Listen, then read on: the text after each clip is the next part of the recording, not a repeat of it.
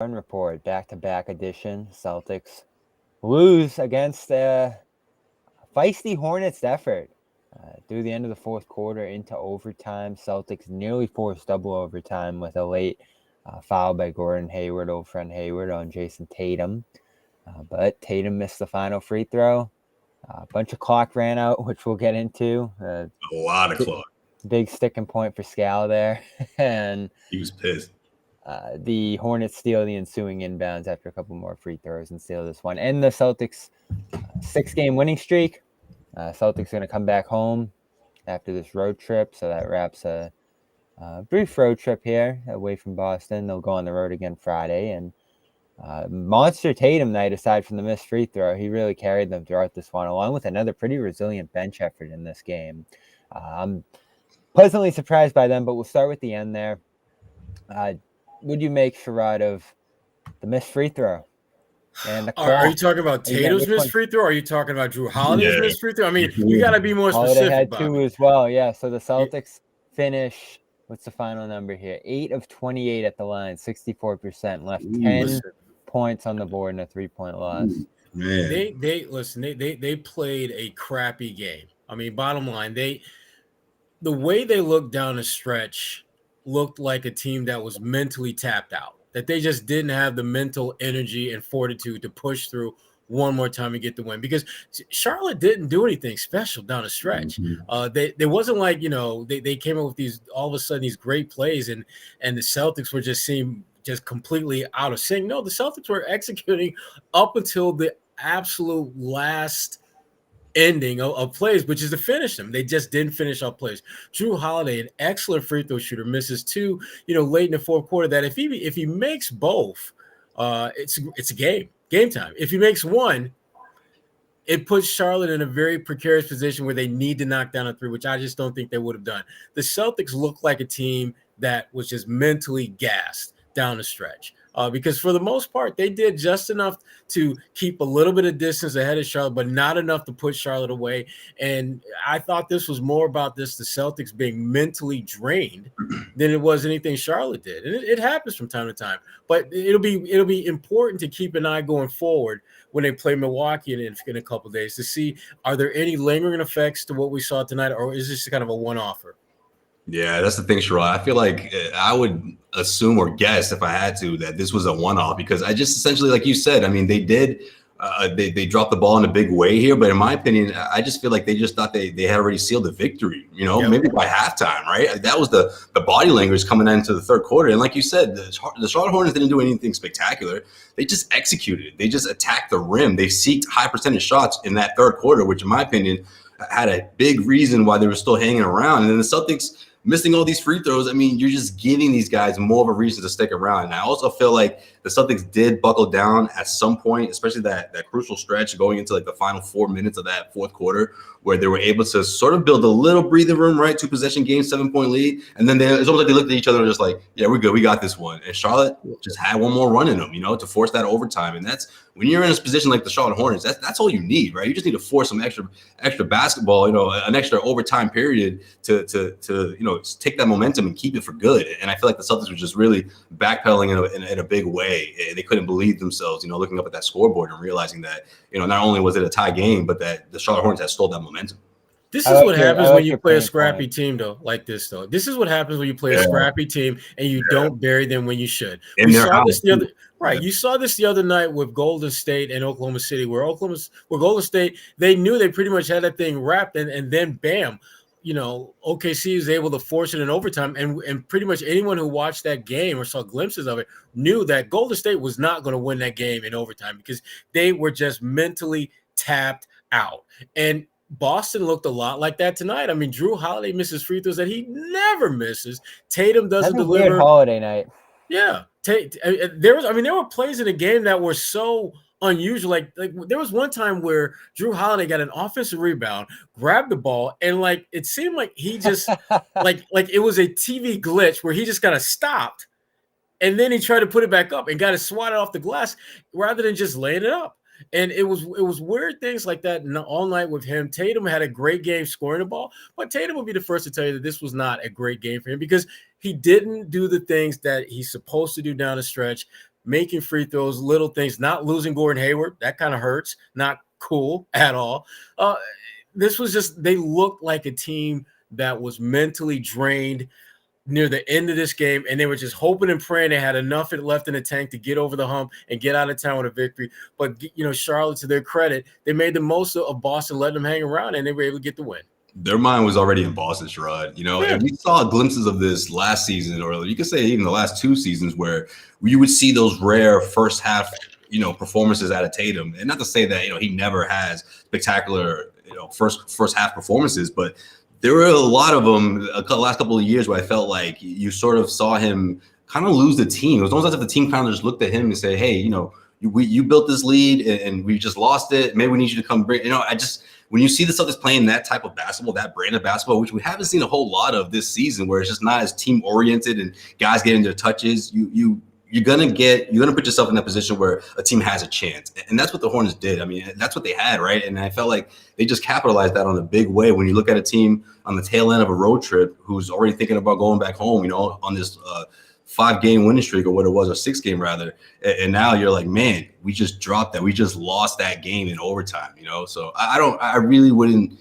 I'd be shocked if you see the same type of approach Wednesday night against the Bucks. Thinking this is a one-off, but either way, it's inexcusable. I don't think it's a one-off because they played pretty poorly in Memphis too. As Joe said, they were lucky to win that game. Yeah. Similar to but he was mad at his stars, man. That was more of a. I saw what you were doing in that third quarter, and I benched y'all. He's not gonna call them out by name. He's not gonna do that, especially this early in the season. But I feel like that was more about pointing to the stars, saying like, "Hey, don't ever take your foot off the gas pedal like that." I'll bench you. I'm not afraid to do that. Well, you mentioned a similar situation here tonight in the third quarter where they have like a 10-ish point lead. Feels like they're about to hit the gas pedal, as you say, and extend this lead out to an insurmountable point against Charlotte. They had done that earlier in the season against some inferior competition, and it turned into those massive blowouts in games like Washington, Indiana. But tonight they just let the Hornets stick around, and a lot of it was that dribble penetration. I mean, Ball was just killing guys off the dribble. His half-court effectiveness improved as the game went on. The Hornets killed them in the full court. Every time they got out on the run, they scored pretty much, and they finished this one with 60 fast break points, or 60 points in the paint, rather, 24 of them coming on the fast break, which are just substantial numbers. So they ran the Celtics off the court in this game from a defensive standpoint. And then the Celtics, it's turnovers, Sherrod, it's the missed free throws, and really an overall lack of connectivity and assertiveness for where to get the ball. I thought Porzingis didn't get enough post touches in this one against mismatches. Scal was on top of that. You had Brown weirdly uninvolved again, and a pretty mediocre night from him. Well, I think with Jaylen, I think the biggest issue was foul trouble. I mean, he just never was able to get in any kind of flow, any kind of rhythm. And what we're starting to see with this Celtics team, when you look at Jaylen Brown, for example, when he's not into a good rhythm, that takes a little bit away from Porzingis, who they have great connectivity out there. And not tonight. Yeah, not tonight, and that was, and I think Jaylen's foul trouble had a lot to do with that, because this was one of the few nights that I don't recall there being 1 or 2 or 3 of those great JB to Porzingis lobs that they have made a regular part of what they're able to do. I know there were a couple times where Jaylen had dribble drive penetration and had the defender kind of, in that limbo. Do I stay with Porzingis? Do I go out on Jaylen? And they screwed that up where Jaylen would shoot a floater that was off, or he would take a shot that was off. And I think right now this was a bad game for him. It was a bad game for Tatum down the stretch. Drew Holiday and the missed free throws near the end of the fourth quarter. There's a whole lot of blame pie to go around for this loss, and you can't put it on any one player or Joe Mazzulla solely. They all get a piece of this one. Hey, John Zannis. I can put it on one player. What's going on, guys? Pick a player, and I'll match that player, because as crappy as your player you pick, there was one who was just as crappy. Well, there's one person who's getting a ton of heat. 1-9, by the way. There's one person who's getting a lot of heat in the chat here, and I think that's justifiably Jaylen. And I'm not here just to dunk on Jaylen. I just wanted to say, I just wanted to say to your point, and yeah, you can give slices of blame pie everywhere. Hauser couldn't shoot. Holiday was sloppy as hell. just really bad passes, some wild shots, like channeling kind of inner Marcus sort of moments for him the last couple of games. I mean, but bad. And then, I mean, you could dissect the entire overtime, but as you had mentioned, Jaylen getting in foul trouble should have killed them because Tatum played the whole third. And he had to because Brown went out so early with a fifth foul and a dumb one at that, and he was having a bad game to begin with anyway. And you needed Brown to spell Tatum. So you start the fourth quarter with this, oh my God, look at this lineup. And it looked terrifying. And Brissett, Pritchard, Hauser, and Cornette, right? Yeah. And you start that, right. Yeah. Go ahead, John. You start that quarter up 6. They get a couple buckets and everyone's like, oh, here we go. And then they held that lead and they held it through halfway through the quarter. And in fact, extended it by just a little. I think it was a 7-point lead. It was 4-0, John, the Hornets, and they called a quick timeout. They called a quick timeout. You think the starters are just going to come flying off the bench and they keep the whole 5 group out there. They extended it to 97-89 on Mihailuk's 3-pointer. So from 6 to 8-point lead at the 7:20 mark. Stretch. Yep. And then around at 6:38, Tatum, Brown, KP all come in. Pritchard stays and Holiday stays on the bench. He doesn't come in until a minute or so later. You could have maybe, sub Pritchard back in late because Hauser clearly didn't have it tonight and Pritchard did. Joe figured that out and started OT. But I mean, look, you guys mentioned a lot of things that it was, the end of a trip and they look checked out and this and that. But I mean, you're right. If you go through the whole thing, that entire overtime, among the things that happened, Jaylen misses a free throw. Tatum smokes a layup. Smoked a layup. Brown tried that dunk. Oh. Brown tried that stupid dunk earlier. Brown, a horrible contested 2 that somehow KP tipped it in. So you get the bailout. Tatum does not go for a rebound, at all. Just watches as a Hornet snatches it away from him and then kicks back out. Hornets score 114-113 at that kind of point. got dominated in the center matchup tonight. Yeah, he did. And then Pritchard somehow ends up with the ball way too long at the end of a clock. His shot gets blocked, 24-second violation. Holiday's offensive rebound bails them out there again after another bad possession, and they get that 3. And then Tatum completely falls asleep on a back cut with Hayward on the next possession. Yep. And that's a tie game, 116. That was horrible. What is he doing at that point? Just satisfied with his 3? That's a clutch moment in the game. He's not even kind of looking. He's nowhere on that. And I've had people talking about that's the worst play of the game right there. I know he had 45.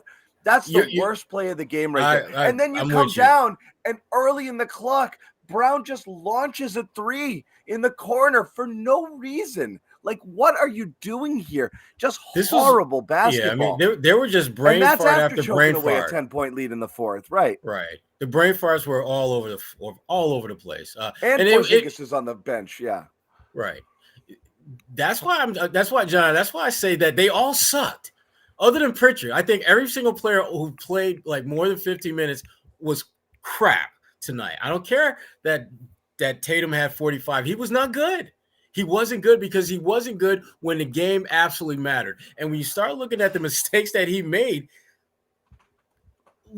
that's you don't do that when you're the best player. You don't do that. And he did. And there's a lot of reasons why, but the bottom line is they stunk. They absolutely stunk. Pritchard was the only one that actually came to play and play well. And to his credit, he was due. He was so due to have a game like this. And to Bobby's point earlier, Bobby, I'm not sure. As Joe Sway, he thought this was just kind of one offer, but you're right. The Memphis games, they suck too. They just found a way to win. They just played a little bit better than Memphis. Play well. Toronto's a scrappy. Toronto's a better team than Memphis, I think, at this point, and better than I think the point Charlotte is, you're slowing down a little bit here. The 3-point shooting's coming back to earth just a little bit. Your hot offensive start to the year. is starting to cool down a little bit Yeah. across the board here. And again, 2 starters are missing tonight effectively, so you have to consider that as well. But how are they going to manage this? Like, can you reemphasize the defensive end of the ball to win a game like this? I mean, they were just non-existent on that end, as you mentioned, John, with the mistakes there. 17 offensive rebounds allowed, turnovers and the But missed those are layups aren't lazy. helping you either there. Some of them are lazy. Some of them were just simply that Williams, I thought, but Williams was a beast out Dominant. there. You're right. Just absolutely Porzingis got dominated. But Williams was honestly the most impactful player. There was one on play either late team. where he shot, grabbed his own miss, and finished right through him. Other than LaMelo, Williams was. It might even be Williams. Williams was a plus 33 tonight. You know, and he grabbed 8 offensive boards. That guy is one of the best centers in the league already. Unbelievable. He was outstanding, and you're right. You know, it did mess, Porzingis up. Porzingis finishes a team low -26. And again, I'm not going to place it all in plus minus. It was really more a matter of the bench just played so much better. Luke Cornett, a plus 25 in 19 minutes. We'll give you that one, Bobby. Big ups to the bench. We talked about them last night. They're starting to find themselves. And, Hauser missed shots tonight in a starting role, but Pritchard finds his shot. So they're push them to the side because they do not deserve any of the blame pie tonight, that group. They don't, but the bench. Yeah. Well, Hauser was in the starting lineup, so I'm going to go with that. Hauser was in the starting lineup because he was horrible. He was just, and the shots that he was missing are the shots that he's been getting all season long. Right. But you balance that with what Pritchard did, and I get it. You don't feel, and he wasn't. And I'm not going to sit up here and blame Sam was the reason they lost because that's not the case. But he wasn't very good. Tatum, I mean, you start like Jalen's I said at the top of the list. Pritchard was the only one that I felt played a good game. Yeah, everyone else sucked. Crypto P is safe. I agree with that. I mean, what's going on? So I want to pull up the recent games for Jaylen because this has been a few in a row here. He had 12 points last night too. What's going on here, John? I mean, let's not get caught. Look, let's not get caught stat watching with Brown. Okay, right. It's not important, and that's why like the victory laps over the high scoring games. Versus coming in and dogging him on a high turnover game or a game he doesn't shoot well. It's not. Look at things globally. Jaylen Brown's having a tough time figuring out what to be on this team, and we thought that might be an issue coming in. It doesn't mean it's going to be forever, but it's still early. He's the ill-fitting part of that starting lineup in the sense that everyone else seems to kind of have a role and do what they do, and Jaylen's like, so when I get the ball, do I just get to dribble and try to score? And like, I really do think he's almost got to not reinvent himself, just figure out more ways to be useful in a team. Tonight's a classic example of the only thing Brown knew what to do is when he got the ball was to force a shot. It's all he did all night. And it's so because Tatum was doing it on the other side. It just so happened the Tatums were going in and Browns were not. But it's not a great way to play basketball. It's a really ISO-heavy team, and if that's all Brown's going to be able to do in this offense, I just don't think they're going to run into problems, from time to time. And I just think it's the decision-making. If he's just decided, I'm just going to get it and try to score, you're going to have nights like this where it's just like, I mean, he's getting killed in the friggin' chat, and people are talking about trading him and this and that. But I think that's a problem. I think how he fits and roles and what he's supposed to be doing and this is a night where you're missing 2 starters, so he should be able to get his. I just don't think he looks like he's struggling to figure out what he's supposed to be doing. I think it's looked that way most of the year. I think that with a couple exceptions. Yeah, this game was a reminder of just how important Derek White is to this team, because Derek White is a settler. He keeps everyone kind of feeling good about themselves, and he knocks down a few shots to make sure that he's actively engaged. Remember the play last night, Sherrod, where he just handed Tatum the dunk on the fast break? Yeah. That was a perfect example. Yeah, I mean, he does all those little things that you absolutely need to keep your stars happy and to keep yourself fed in the process. When he's not there, guys get a little too greedy sometimes. Guys are looking to try to make plays, and Jaylen, I think, is the the classic example of that. I think he was trying too damn hard to just put his imprint on the game instead of just playing what is a typical game, attack when the opportunity is there, keep the ball moving, and you should know that it's going to get back to you, particularly on a night when you don't have Derek White, you don't have a guy like Al who's going to give you those second and third shot opportunities because of his ability to keep balls alive and do some things defensively. And that didn't matter. He was trying to get his. And that's we've seen enough games where that just doesn't work for him. It just doesn't. Yeah.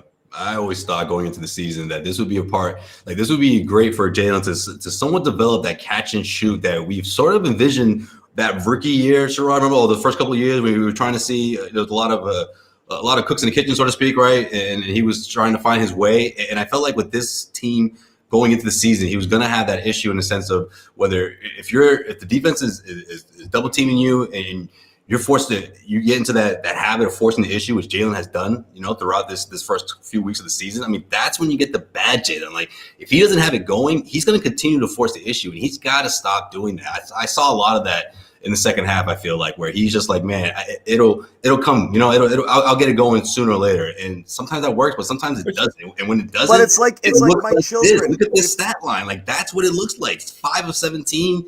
A bunch of chucking threes, not open within the flow of the offense shot, but a lot of forced shots. And I think that's when he gets in his own head, and that's when it's just like it's just a snowball effect. But it's also when he's at his best, Josue. That's the problem. Is like when you know how to play one way, that's the it's you're going to keep going to that way. Right? The next game's going to be a 30-30 game from Brown and Tatum, and everyone's going to be like, see, we love these guys. What other duo would we rather have? Of course, you're going to have those games too. Like when they're going in, that stuff is great.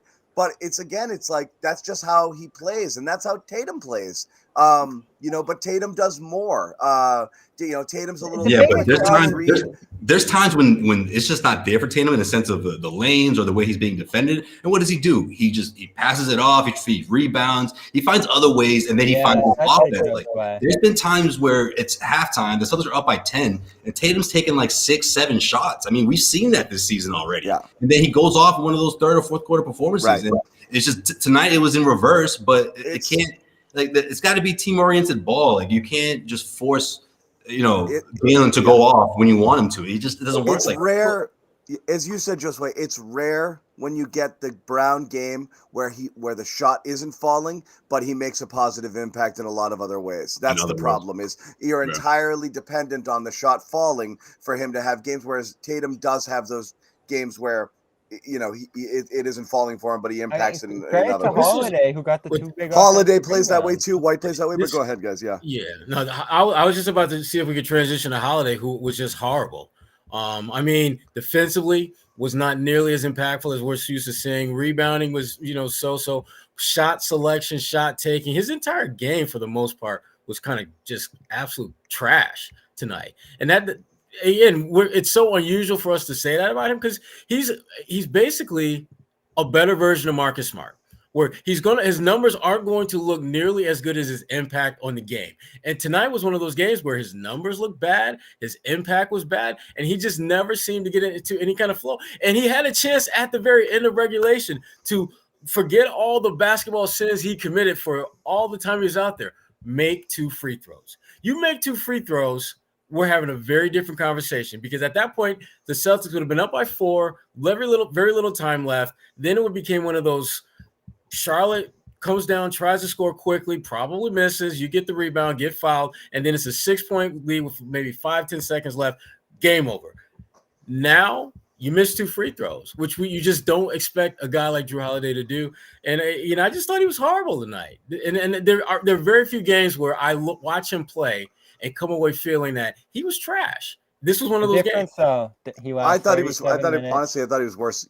I thought he was worse yesterday. Against Memphis? I thought yesterday was his worst game. Today was a mixed bag with a lot of bad, but also there was some good in there too. But you're right. The defensive slippage tonight I thought was a problem.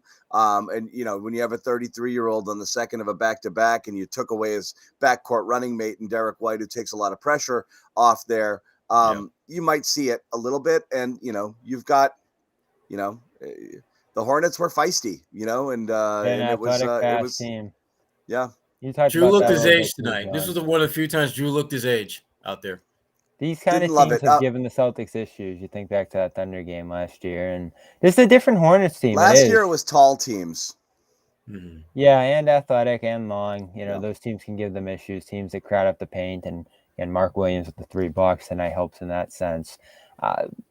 the difference though, Holiday and Jaylen here, I can't remember the little things Jaylen did, as Josue and John both mentioned there, to make up for the bad shooting, scoring night. And when you end up on the bench for most of the second half in foul trouble, that exacerbates that on a night where you're already down 2 guys. One thing you can say about Holiday is he had 2 key offensive rebounds in that second half, and he stayed on the floor for 37 minutes. Not to say he was great, but you got to minimize your bad nights to some degree. And Jaylen's inability to do that tonight is probably what cost him the game. You know, not to pin it on one player, Sherrod, but I hate to This group is them it, in Colin, together. by the way. Throwing up the super chat here. This was it, Colin. This is the starters came back in and they pissed this lead away, 108-199. But go ahead, Bobby. And you can see that coming. I want to group Jaylen and Jason together in this, even though Jason's been better and more consistent than Jaylen this year so far.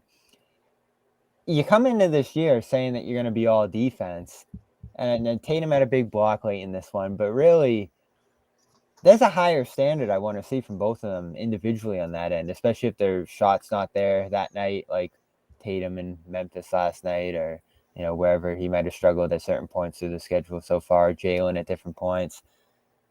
We keep saying there's going to be a guy every night who doesn't have the best game, and so far it's been Holiday and White eating those lesser offensive nights and putting in more in those little areas, screening, passing, rolling, rebounding, all those little things. Jaylen and Jason have to be just as great as those guys at those little things in the game. Even Porzingis is embracing a lot of that. I just haven't seen enough of it. Tatum's had a great scoring year so far. He's had his moments in isolation defensively, especially against Philly in those 2 games. But not tonight. And Jaylen, I can't even remember one thing, John, that he did to salvage this night for him. Drew, I can point to a couple of things. But Jaylen, no. I thought remember Brown picking up had a bunch of fouls. Yeah. Brown had all around is one of his worst games of the year. He was a net negative tonight. This is like a playoff game right here. And he checked when he was on the court, the 6-minute mark of that fourth too. But when he was on the court, they were worse tonight the whole time. Every second he was on the court, he really, really. This isn't just piling on. This isn't an agenda. He was a net negative tonight. He did not help them in any way at all. And Tatum took most of the second half off, and that hurts them. I mean, he was hot as hell in the first half, and I think he thought he's getting his 50 piece and they're walking out of here and everyone will talk about how great he is, and he didn't play great either. When you're not getting it from your leaders and then you're throwing in 2 guys, two of your top 6 players not playing, KP having an off night, Holiday having an off night, you could, as you said, you could see this one coming from a little bit away. Real quick, we'll keep digging in here. A lot of people going in on Joe. I'm curious what you guys thought of his performance tonight, so we'll talk a little bit about that. First off, we're going to let you know about FanDuel. Get in on the action here, the exclusive wagering partner of the CLNS Media Network. Go to FanDuel.com. FanDuel.com/Boston. That's super important. Sign up today, download the app, get $150 in bonus bets when you place a winning $5 money line bet. That means you bet the winner, and that's that. Only a $5 wager on a money line bet. So bet a heavy favorite, as Jimmy Toscano will tell you. Bet a heavy favorite, collect your $150, and then you have that to play with. Once again, it's America's #1 sports book, the official wagering partner of the CLNS Media Network, and the exclusive, what do we say? Oh, also the exclusive partner, we should say, of the NFL. They're everybody's partner, not just us, okay? Last thing we want to tell you about, also Dreamers Pro. If you use the code Dreamers Pro for $20 off your first order at SeatGeek. Dreamers Pro is a podcast on our network here. You want to get involved here with SeatGeek and get to the game, okay? You don't always have to bet on the game. Sometimes you can just go watch the game. Yeah. And SeatGeek, 28 million downloads. It's the #1 rated ticket app out there. 70,000 events every single day on SeatGeek. Celtics tickets are tough this year. It's tough to get Celtics tickets, tough to get all tickets, honestly. It really is. So, again, use the code Dreamers Pro for $20 off tickets at SeatGeek. That's a pretty good deal.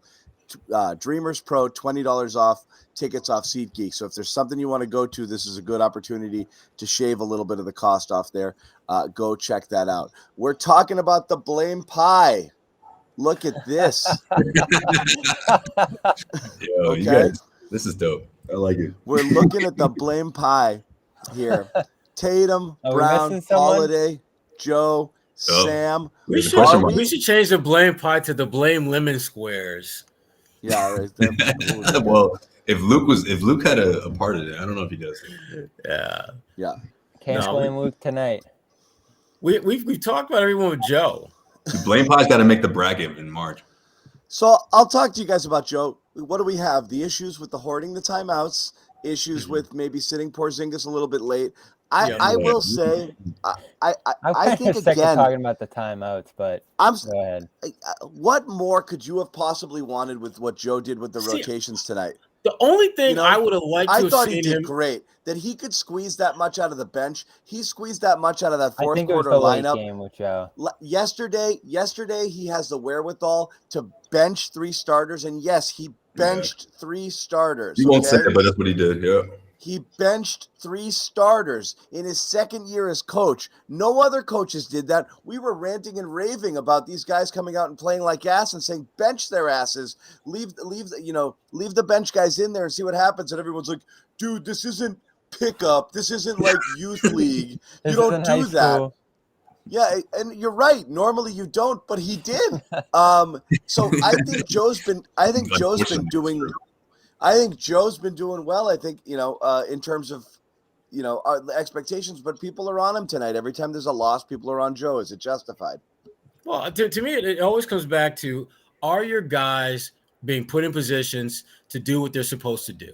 And I thought Joe, from that standpoint, did his job. I mean, when you look at this, you look at the shots that they missed, you looked at the rotations that guys just fell asleep on, even though they know better than to do that. I'm not sure Joe could have done anything differently to get a different end result than what we saw. The one guy I kind of wanted to see play a little bit, simply just to throw a wrinkle into things, was our good friend Delano Banton.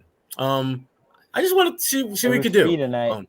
Because it seemed that there was something that they needed at that wing position, in part because of Jaylen's foul trouble, that I would have liked to have seen him just throw him out there just to see what the hell could happen. We talked about that a little last night, and I don't want to go there tonight because the bench thing worked, but that revolving door at that spot is getting a little puzzling. They go to Stevens and Cato last night, and of course they're not back tonight, but the bench unit worked tonight. I'm going to late game.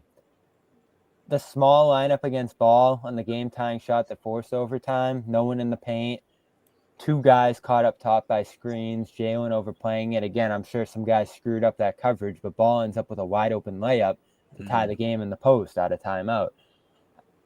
The design to put Tatum in the corner against Hayward, easy spot to get doubled. Hornets time it perfectly with about 1-2 seconds left, and Hauser just has to launch one. Right before overtime there. I thought Tatum was going to go to the ball in that. Like when he started off on the wing, I thought he was just going to make a beeline towards the ball and just like a dribble, like a simple handoff from Sam, and then go to work. Yeah, and then they got bailed out effectively on the last shot of overtime. The foul by Hayward there. It was just going to be a Tatum heave, it looked like. So late game for me is where Joe, I think, struggled a little bit in this one. But to your point, John, the rotations, managing 2 guys out in this game, back-to-back, all of that, I think it's fine. And I really do get sick talking about the timeouts. There were maybe moments in this game where he could have called one, but I think we're so far past the point where that's going to, like, if you think that's what this team needs, you're just going to have to go get someone else at this point because it's not his style. Like, he's just not going to do it. I don't think this one falls on Joe, to be honest with you guys, man. I mean, he did the right thing in sending that message last night, right? Like, hey, I'm not afraid to do that. I'll bench you if you're not playing up to par. You guys are leaders. You guys have been in this NBA, been in the league for long enough. Championship team. Like, this is unacceptable. So I love that he did that. I really do. And you saw the change, obviously, in what Tatum was doing in that first half. But then they dropped the ball again. I just felt like they had this attitude, this approach that, we already got these guys, they can't be harder than what we went through in Memphis. And obviously that was the case tonight. The Hornets just flat out executed. You know, they played hard down the stretch. They hustled. They created second chance opportunities. I mean, like, those are the recipes for a win, but you also need the other team to drop the ball in a sense, and the Celtics did. Joe Mazzulla is not going to coach these guys to make their free throws. That's not his job. That's what I don't want to hear tonight. Job, okay? This is one of those classic, everyone on the line, you guys are all running laps for every single free throw you guys miss type of practice. Now we're really going high school. Like, that's what, hey, if I'm Joe, I'm going to look, you guys want to act like high schoolers out there? I'm going to treat you like it. You guys shooting 60% from the free throw line? You're supposed to be a championship team. You guys missing clutch free throws in the fourth? Everyone on the line, we're running. So what's it say? Old school. If I'm Joe, that's my approach. What's it say about Joe right now that he is going in this direction? Again tonight, the 5 character lineup in the I like that. He's showing some character here. He's showing he's not afraid to evolve as a coach, and obviously we all know that. I like it too. To show that already this early into the season, I think speaks volumes to who he is. It really does. Can't slip up, right? Right, because I feel like he's like, man, I can't mess this up. There's no way. So he's gonna cross every T and dot every I, and this is a great, obviously, you know, teaching moment for him to instill in these guys right now. Yeah, it's worrisome that that's what's going on right now, if that's what it is. I'm letting up a little bit. You mentioned the great one, John, where Tatum's not getting back on that play. Yeah. You just can't have that. It's a good thing because I honestly, I think they respond. They respond in a big way Wednesday night. And if they don't, and if it becomes a habit, obviously, then we have another discussion to have. But, you know, Wednesday's going to be challenging. I mean, they were up 108-99 with 2 minutes left and pissed a game away to the Charlotte Hornets, dude, and just thinking that they'd done enough work. It's a really bad loss. So, you know, here's the thing. Joe wanted Imagine if you lost in Memphis last night on a bad final play. Then they wouldn't have lost tonight. Joe wanted that loss last night so they would learn a lesson. They didn't. And then they came out and did it again. Win. That's the most angry he's ever been about a win. Yeah, that's a good point. That last play was still baffling. The Tatum. So I'll ask you guys about Joe. Again. Why did he take out Kristaps late?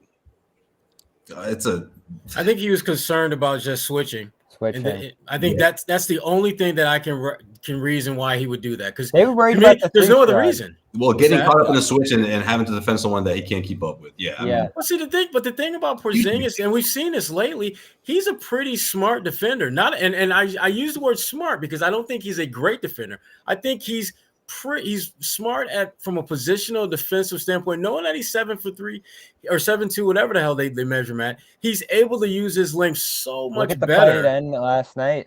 Yeah, at Memphis, that was a great example. I mean, that's a play that I'm not sure Kristaps would have been able to make that play 2, 3, 4 years ago. I don't think he would have had the wherewithal defensively to get out there with his left hand, and deflect that. The only thing I can think of why Joe benched him at that point was that he was concerned about switches and didn't want to get a situation where Ball is matched up with Porzingis, because that's just, you're toast at that point. You're not going to win that.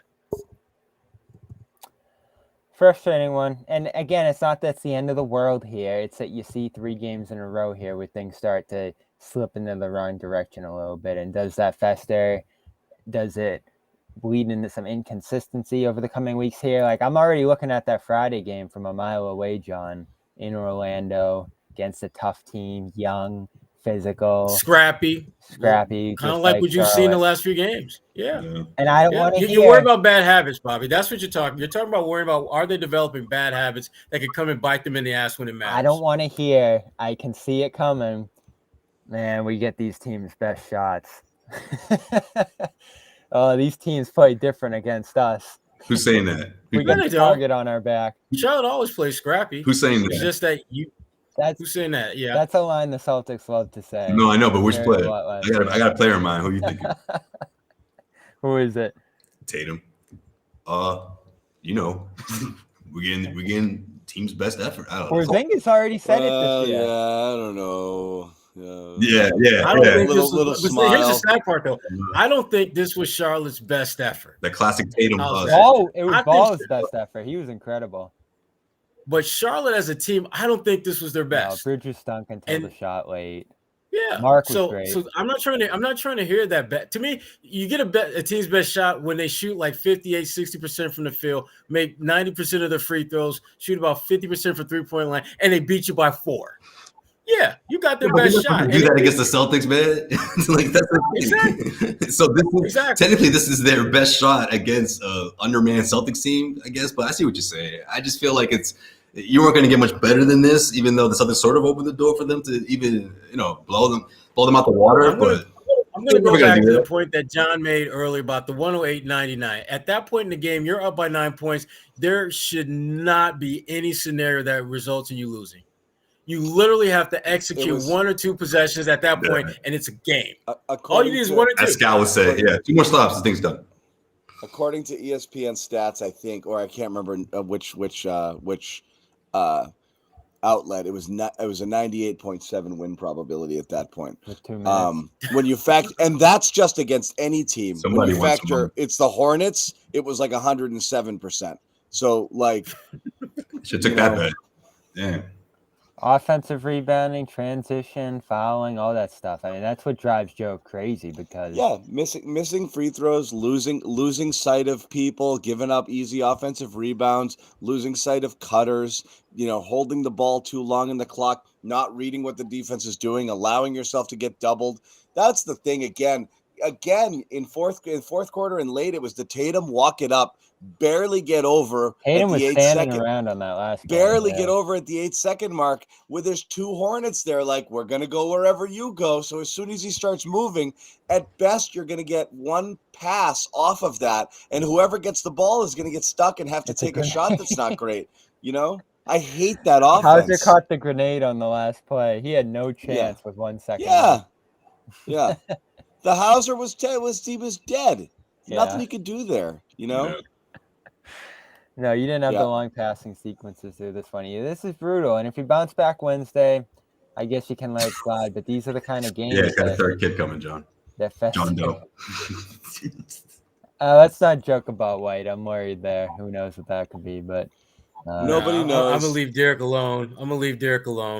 Yeah. By the way, all we know about Derek White is that the dude does not miss games for health reasons. Yeah, that's a good point. He does not miss games. So it's something that Man, he just doesn't miss. Remember games. that weekend in Charlotte? He had like a concussion. This dude played the second game like it was nothing. I thought he would miss at least 4. His eardrum exploded in Milwaukee. Yeah. Oh man, toughest dude on the Celtics team for sure. He took 2 ACLs in both kneecaps and played 48 minutes. Yeah, matter of fact, prayers up for Derek White. Yeah. The legend of Derek White. That's what the legend of Derek White is. That's a great point. Something's going on. Hope he's all right. Before we devolve into Thanksgiving pie talk, I do want to tell people again about our. We're not. I think that's for Wednesday. No, all right. It's for John Wednesday. and the pie. I'm not, but man, I'm starting to stress because either way, Jimmy's gonna come in here Wednesday night being like, "Oh, we're not doing pie talk." Like, he's gonna say that. No, but we want to tell you quickly about HelloFresh.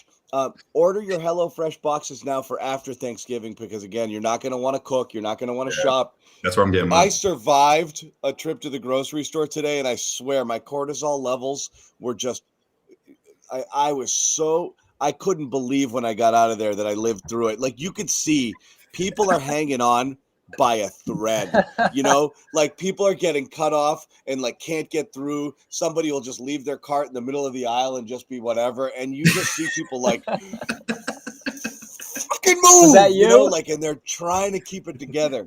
This is that week. Yeah, it's so true. Yeah, it's I like, can just see John walking out of the supermarket like, thank God I'm out of there. No, I'm like, take it. It's like, if you're the idiot that goes shopping on Christmas Eve for your presents, like, it's you gonna deserve be crazy. that, right? Like, Right, but like you know what you're that. getting into when you're going grocery shopping a day or two before Thanksgiving, and it's stressful. But anyway, you don't want to deal with that after the holidays and that little bridge between Thanksgiving and Christmas. So sign up, get your HelloFresh boxes right now, and get free breakfast for life at HelloFresh.com/CLNS free. Use that code CLNS free.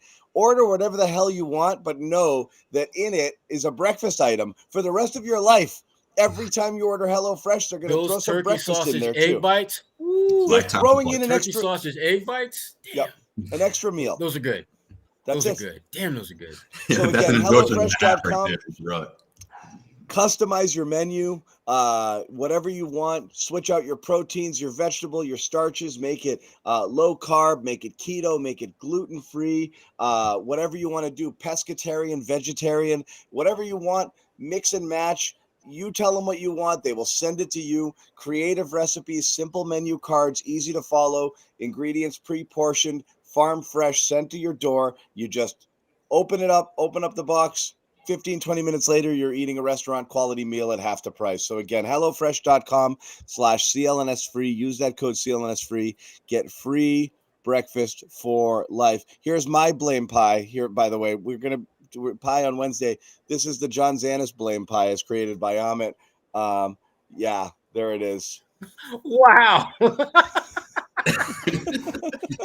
I like how you said that was created. Everyone's gonna think you made them. I've seen this pie somewhere before. Yeah. I've seen this pie before. That's my blame pie right there.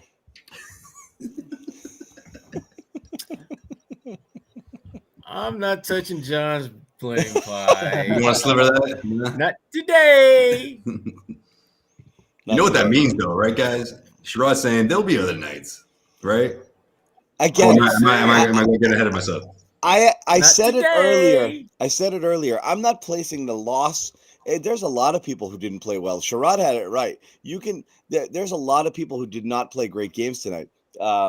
Mine, like I said, is that's why, like we were talking about it last night, like wins, losses, whatever. You're looking for, does this team have it?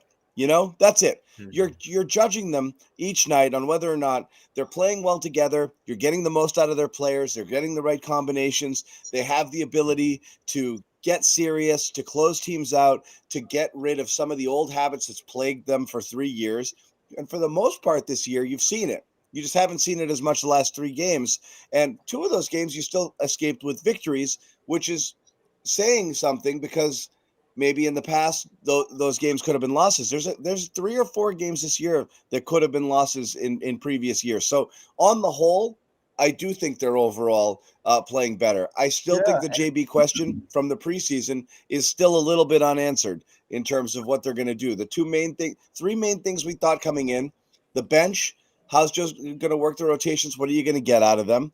Jaylen Brown in his role, now that there's so many other people who do so many other things out there, and it's not just him and Tatum, how's he going to adapt? Because Tatum's clearly still going to be the alpha.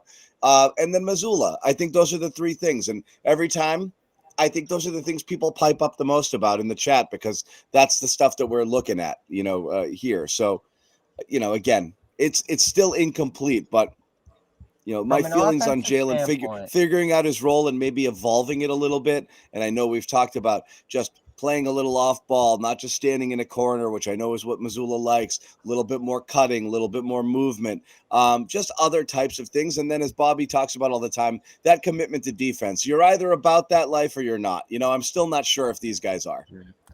I feel like before tonight, and I said this last night, he was a little bit ahead of schedule, I think, in terms of acclimating to the offense. The numbers aren't great, but you watch him. And you talking about Jaylen? Yeah, I feel like he's had spots this year where he's fit into this offense and had some big nights. 29 against Toronto, 28 the night before against Brooklyn. Good in that. Yeah, but is that any different than what he's done in the past? I mean, that sounds like second-team All-NBA Jaylen from last year. But it's going to be different. It's going to be different this year. So for him to be able to do that within the flow of this new offense, the connection we talked about with Porzingis, that's a real stride early this year. And we talked about that. No one's going to benefit more from having Porzingis than Brown. Those 2 really didn't connect tonight. I thought they missed Porzingis often throughout this game. And again, tough matchup against the Mark Williams. But more often than not, that's going to be your read. He's going to have a smaller guy on him. He's going to finish.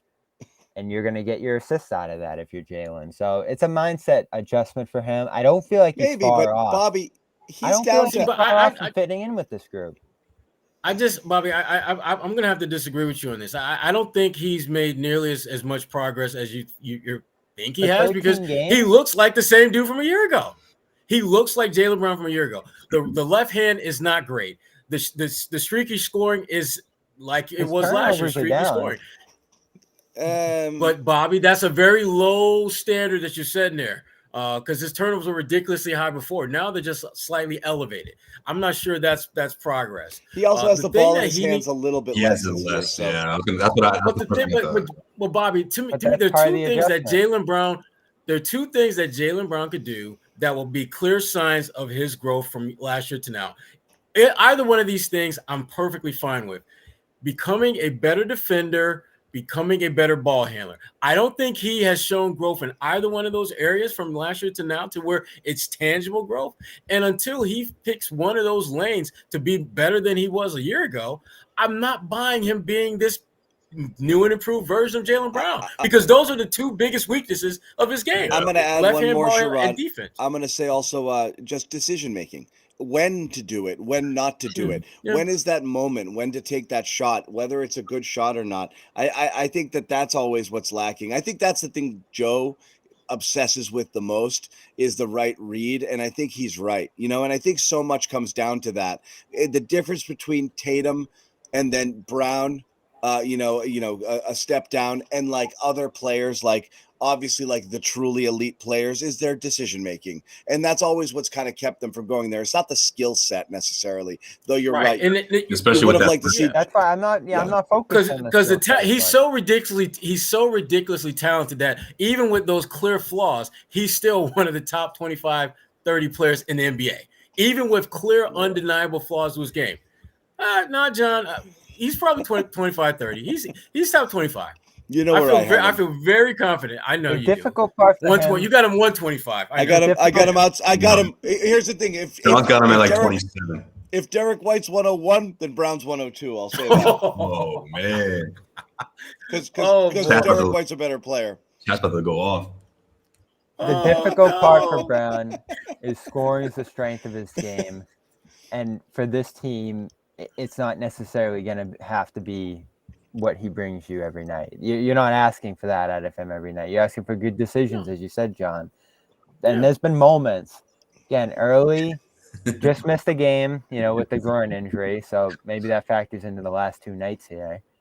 But early, I've seen small strides. And we've seen in the past, too, and it's devolved in the weeks to come after those moments. But I go back to that Knicks game last Monday. It's a really good game in tandem with Porzingis. So there's been moments this year where he early, again, this is early in the schedule, has looked good fitting in with this group, because we've all agreed this is going to be the most difficult adjustment for him over anybody else. Shout out Twiggy for the super chat. We appreciate the contribution. Well done, Twiggy. Appreciate you, man. That's pretty funny. This is a Tatum quote about playing in Charlotte, right? It was from that commercial. I'm not trying to be arrogant. Or no, from the I think it was either IG where he was asking about like being on NBA TV or something like that. Yeah. He's not about that life. Yeah, I mean, I'm going to throw this comment up here too from Fuzzy. I think that this is fair. They've been this team as much as they haven't this year. So there's some games that they've looked complete, and some games where it's been they found a way to scramble. It's just a big difference. Trying to fight off those demons, right? They found a way to win the Toronto one. The Memphis one, they just got lucky. They really did. Yeah. Okay, Joe. No, you're probably right. Yeah, I mean, look, with the Jaylen thing, like when you're signing the richest deal in NBA history, and the first thing out of your mouth is being an all NBA defender. Look, I know it's still early, but like I want to see him make that stride. Like that gotta be put Tatum in there what too. We're talking about at the end of the season when we look back and say, man, like this team is ready for this postseason run. Look at Jaylen doing this, and saying what he initially brought up on his own, right from the very beginning. So I'm still a firm believer in that unlocks consistent offense on the other end.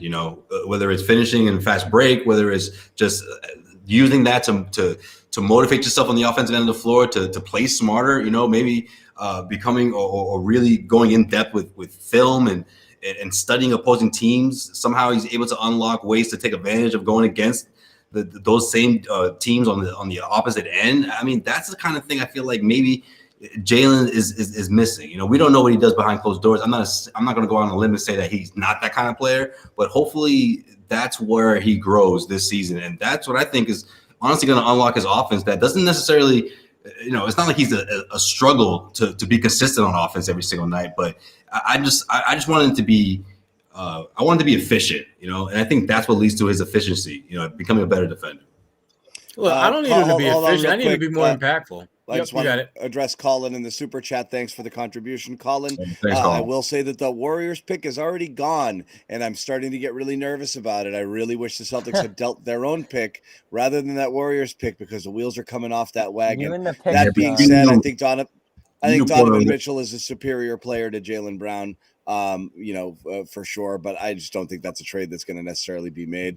When we're talking about Jaylen, this is an interesting stat. If it's true, I haven't had a chance to look it up. Under 15 twice in a row for the first time since January 2020.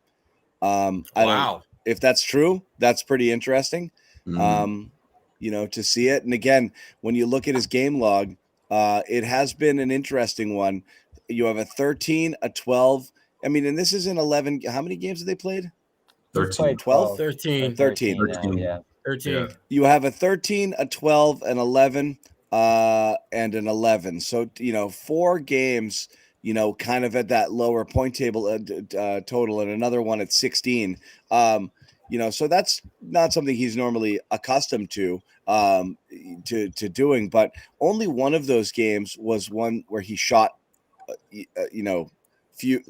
He had an 11 shot game and a 13 shot game. But I mean, last couple of games, 17, 16, that's where he should be on this team with the amount of talent that they have. And I think that that's reasonable. But Sherrod, I cut you off there. I wanted to get to that super chat. You were saying?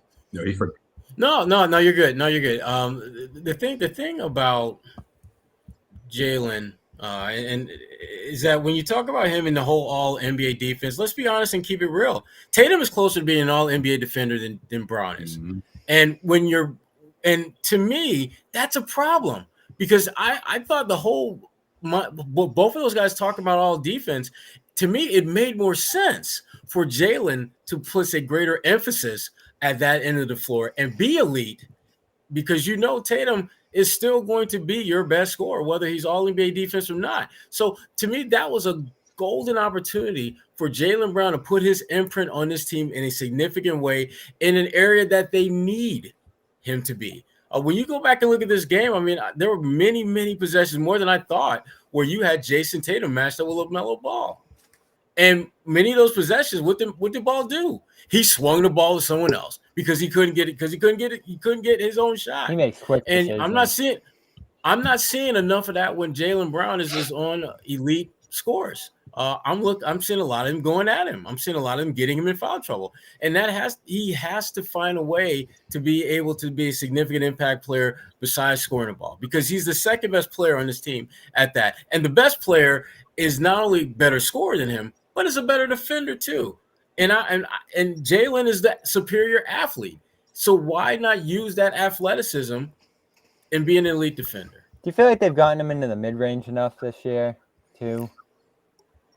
Does he look for the mid-range this year? Yeah. I think he does, but it's always it's always like it's my turn to shoot sort of thing. It's not within the flow, It's not it's a late shot clock fadeaway. Yeah. When there's no other option. Yeah. It's either that shot or a turnover. It's not up fake, take 2 dribbles, get to the free throw line, rise up. Like he's not like it's more like it's my turn. I'm going to break a guy down, and sometimes it's going to end with whatever shot I get. And oftentimes it's a hand in the face sort of contested. They're not great shots. I thought when he was shooting that insane, and it's hard without the benefit of like all the charts and the stats in front of you. But Bobby, didn't it feel when he was kind of like when he broke, the NBA, those kind of that 2-year stretch where he's shooting 55% from mid range when everyone's saying stop taking these shots. They just seemed like better caliber shots. He was getting to a spot. This is what Jimmy Butler does, right? Like Jimmy Butler gets to a spot that he feels good. He's working to get to that spot. He gets there, he rises up, and it looks like it's automatic. And it's not. He's not a lights out shooter, but he's working to get to a particular spot where he knows he could do damage. Jaylen feels like I don't know that he's got necessarily a plan. It's just I'm going to get going and I'll kind of figure it out when I'm there. And that's always been his thing a little bit. And sometimes it's spectacular, and other times a lot of these shots, they weren't even good form. He realized how contested he was when he would rise up to shoot, and a couple of them were just moonball, jumpers that really didn't have much of a chance going in because he hadn't created enough separation for himself. He's down about one shot a game in that spot from 47% to 43%. So it's definitely a difference when it comes to the overall scoring for him this year. It was his bread and butter last year. And again, it goes back to him spacing more often and him being a little bit more off the ball this year, I think, than compared to last year. And they switched up the rotations about a week ago, too. So he's really not in that bench leadership role either, is he, anymore? You know, even on a night like this, where you're so short-handed, you don't have White or, Holiday a little less often to stagger into those lineups. Same last night where you took Holiday out of some of those positions. He's trying to find that spot, and I don't feel like they really know exactly what it is yet. Ideally, it'd be getting them going downhill toward the rim, using them in some of those mismatch situations as they do with Tatum. But as we always talk about, there's a little bit of overlap between Tatum and Brown and the skill sets and the positioning on the floor and all that. Throwing this out there from Big Kess. What's up, Kess? Yeah, I agree with this 100%. We talked about this a couple times recently. Like, give up the ball, you will get it back. Yeah. He's still he's got that in his head. Like he's not. Yeah. And I think when you see Tatum in his bag the way he was, but when you're playing with Tatum, maybe you're not going to get it back. That's gonna happen from time to time. You gotta wait your turn. You can't force the issue again. Like that's something that you hope doesn't come back the way it did last year for Tatum. But he's been so much better in that part of his game of just saying, okay, this is that quarter where they really got me on lock. I'm not gonna force the issue. I'm not gonna try to pick a fight with the referees. I'm just gonna keep swinging the ball around, rebounding, defend, and I'll get mines eventually. And he has. I mean, look at the numbers. It proves that. So. Tatum's got to have a little bit of that going, but also find other ways to be effective outside of scoring the basketball. But that's the thing. It's like you see one person do it, and then you're like, well, how come he can do it? Like that's the thing is like someone just put it in here. You live by the Tatum, you die by the Tatum. You have a first half like Tatum had where he's just shooting everything and shooting contested shots and playing straight up hero ball, but it's working. And Brown's like, I do that too. I'm actually pretty freaking good at it. So now it's my turn. And that's what kind of happens. And when, like we said, they both have it going or they trade off. Hot first, hot second, hot third, hot fourth, and they both end up with 30. Everyone's like, look how awesome these guys are. But it's still not the best way to play. They got to get out of this. That Bobby flags this all the way. Like, this is the weirdest thing about this team. It feels like with more people on here who can do things with the ball and guards who are more than willing to move it, this would be a team that would distribute the ball better, but they're way more ISO heavy than than I would have thought that they would be at this point. They've been very ISO heavy early on this year. Very ISO heavy. Some of that is due to multiple factors. One, there's always a matchup that they can find, and they hunt that matchup down. Run a very simple high screen. Say they don't run a lot of actions. Successful.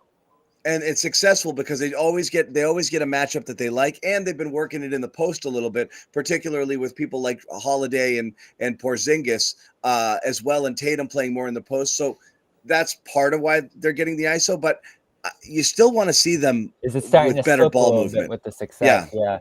And it's the post ups really where you're finding the most success. And there were a few moments for Tatum with that last night, lesser tonight. Porzingis, again, underutilized him immensely in that spot. I felt like I looked it up midway through the game after he got a good look early over Washington. He's the most efficient post-up player in the NBA right now. Porzingis. I'm not surprised. You should go to it more often if that's the case. Yeah. I'm surprised because he doesn't seem to go there enough. They forget about him. I think they forget about him, Sherrod. Too. Yeah. I don't know how you do that. It's 7 freaking foot 2. Yeah, but they haven't had a guy like this. Like, when's the last time? He's struggling from 3 right now, so it's even more reason to send it inside. Yeah, 1.6 points per possession for Porzingis in the post, which is just ridiculous. He's shooting 79% on post-up shots. A lot of those are lob dunks, obviously, but still, your point is he should be getting the ball closer to the rim, obviously. One thing we like to do every once in a while is look around and see how ex-Celtics are doing. Which ex-Celtic had the most eye-popping stat of the night tonight? Can you tell me? Daniel Tice. Daniel Tice. Yeah. My man DT. He debuted already? Jeez. 21 minutes, Come on. 8 of 10 field goals, 19 points, 7 He's rebounds. gonna love San Francisco, man. He's gonna love California. He's happy. He's off the World Cup title. He's freed from DNPs. Free from playing with Schroeder. I'm sorry, where'd that come from? Damn, Sherrod. I'm just saying. But that's true. I love Tice. Too bad. I do too. He hung around the team a lot last year too, man. So good for him. The reason he's not here had to be that the Pacers didn't want to waive him and let the Celtics get him, right? They were only going to waive him if he went to the West like he did. That had to be it. I don't think Brad was going to bring him back. Why not? Because you've got some other options that you like more than Tice. I love it would have been a little redundant. You don't think? I love now if I but I love Tice a little bit more. You already have. I tell you what, if I absolutely, if they said, okay, we'll trade you Daniel, but you've got to give us Luke Cornett back, I will drive Luke to the airport and escort him to the gate. Have them both. Nah, I don't know. No, I don't know. I don't need both. I only can get one. I'll take one, and I will take Daniel Tice. Thank you. They're not the same player, but it's redundant. You can't have Joe Mazzulla chiming in, talking about the loss. You have to take something from each game, and this was our first overtime game. And it's the first time we blew a lead, and we have to go back and understand why we did it. And it comes from taking plays off and not finishing possessions, which is 100% right. So again, second night in a row, and Joe also credits Charlotte with continuing to play hard all the time. So again, I don't get it. Like, you can't relax. Did that Minnesota game? Did I forget that Minnesota? Did that Minnesota game not happen? Yeah. That game was overtime, right? If I remember correctly. Yeah. It just happened. So this is how is this happening again? Every year they come in and it's like eye on the title, great habits, consistency night to night. And 13, 14 games in, again, we're not losing our minds that the season's about to fall apart, but it's the fact that the team can end up doing this so early. But when they had such high hopes for this year and everything's so fresh still. This is in February. I'll play devil's advocate just a little bit because this was one of my bold predictions is 20 or so games in, they're going to be so good they'll get bored. They're bored a little already. Like, I don't want to play Toronto and Minnesota and Charlotte. That's the road. Yeah, the road makes it work. You know they're going to beat Milwaukee by 70 points on Wednesday, right? You know, like they're going to treat that like the final. But you forgot that you lost to Minnesota in overtime. No, they didn't. That wasn't a terrible. Oh, no, Minnesota back there. Sorry, their head coach just said that. Like, I'm shocked that he said that. So even he's got that going on a little bit. Huh? He can tell you what happened in 2016. He can tell you about articles written in 2016. Facts. When his heart's in it, Thanks, Coach. He'll remember stuff more, I guess. I don't know. But yes, the Timberwolves game was an OT loss. It was not their first, so it's a weird quote. Yeah, but I think what he said that was bust their ass. Yeah, you're right. Yeah. Ant-Man went off in that overtime. Yeah, he did. He did indeed. Mazzulla's like, that was weeks ago. I don't know. Yeah, I don't know what you're talking about. But I don't count that one. Yeah, right. That one doesn't count. I think he was lumping together was Gary never because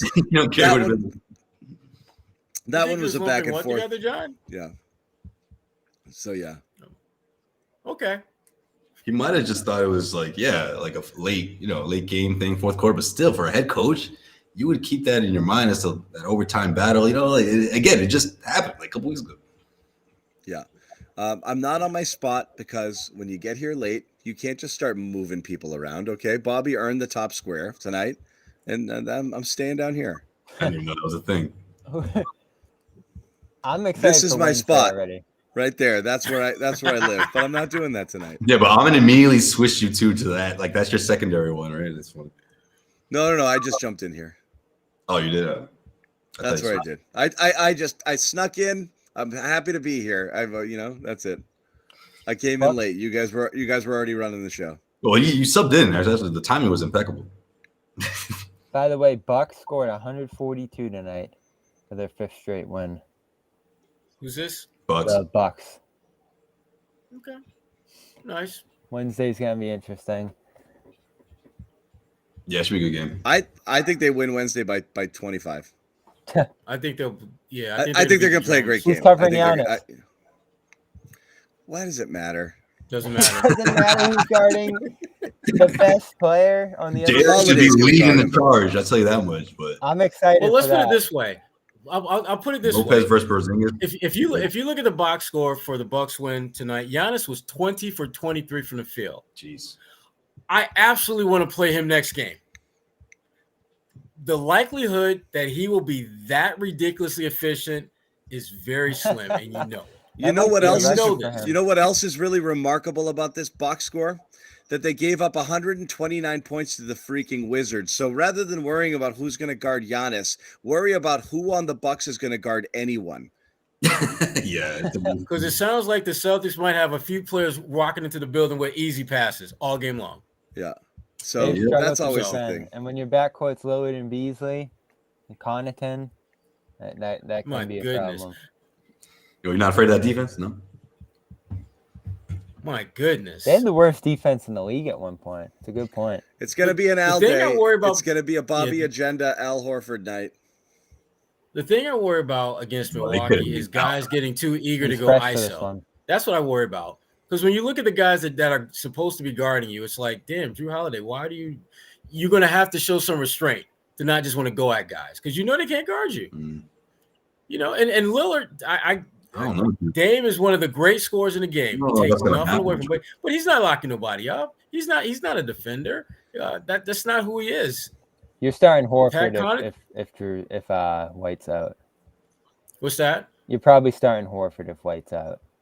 Yeah. And hopefully that puts you in a good position to defend. I mean, you're still going to have to defend, John, or else you're going to have a finish like this. Yeah, I know. Yeah. But again, it's just math. If you score more than you give up, you win. Like, I mean, again, like Hold on, end the show. They're going to have the other teams have good players too. You can't stop them all. Carry the three and that's a good point. Yeah, you can't stop them all. Joe should have said that one. We could have wrapped it up right there. But I'm interested in the matchup. I do think there's some challenges. Offensive rebound in particular. You give up 17 in this one. Brook and Giannis on those boards. Might see that as a vulnerability. Maybe you're not as able to grab them on the other side. And then if White's out, it is that challenge of containing Lillard and the other shooter scorers on the perimeter there. So I do think there's some challenges here. I do think generally the Celtics match up well with them. But if you're not starting the game with Horford and White's back, does Porzingis pick up a couple fouls early, trying to defend Giannis? Right. You know, is he away from the ball? So is he covering a guy like Beasley or something in that starting group? That's kind of the back and forth I'm interested in seeing between these two coaches. But back to Joe, I think he's been pretty effective the last couple of weeks. Adrian Griffin there has really struggled at different points early on with Milwaukee. So I do think you actually have a pretty substantial coaching advantage going into this game. Yeah, I mean, first-year coaches. I don't care how many years you've been on a sideline as an assistant or as a player. When you're the head coach, it's a completely different ballgame, and it takes time to adjust and adapt to that role. And Adrian Griffin is no different. So, is this a revenge game for Drew? This is one of the games where you look at Joe Mazzulla and say you clearly have an coaching edge going into this game. I think it's pretty clear. Well, revenge game for Drew too. I was dying to talk to him out there in Memphis about that. Yeah, it's a good point. It's a revenge game for Drew, but it's a I'm better than Drew game for Dame because some people are questioning whether that was a smart move by the Bucks at all. So, if you're Dame, you're inspired for sure. Yeah, and just that. When those two are matched up against each other, that's going to be must-see TV. Especially at TV. Because they are going to go at it. Yeah.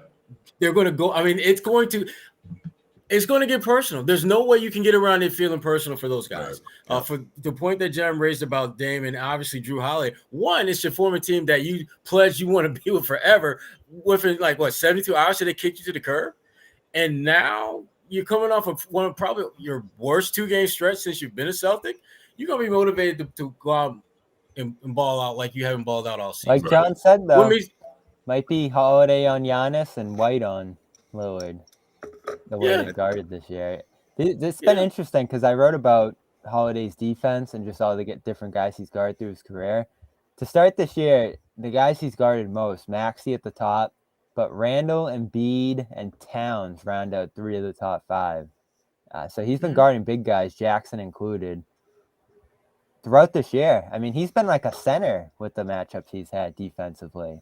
And it's not like Marcus in the past where he would switch onto those. They've given them those matchups as primary assignments in certain spots. So does that add to a little bit of the wear and tear, the slowdown we've seen from him in recent games? I don't know, but he's shouldering a lot of the responsibility to start this year defensively for this group. There's no doubt about it. And he might have to do it again tomorrow or 2 days from now. Yeah. All right. We're going to wrap it up, guys. So, thank you, everyone, again for watching. We have another pie heavy show on Wednesday, but it's a big game. Let's go. Josue and Bobby will both be at the Garden. Jimmy and I'll be doing the show from my kitchen most likely. And Jimmy Toscano as well. But this is the matchup everybody wanted, right? The big one. This is a fun pre-Thanksgiving treat for us. Good measuring stick, especially after this, this kind of stretch of crappy opponents and crappy, inconsistent effort. I do think you're seeing the best version of the Celtics on Wednesday, and this will be a fun game and a really cool atmosphere. Crazy so crowd, make sure you guys tune in and hang out with us, and we'll kind of roll it right into Thanksgiving here with you guys. And again, thank you for hanging out with us and watching and chatting and tolerating all of our takes. And we'll see you guys on Wednesday. Take care.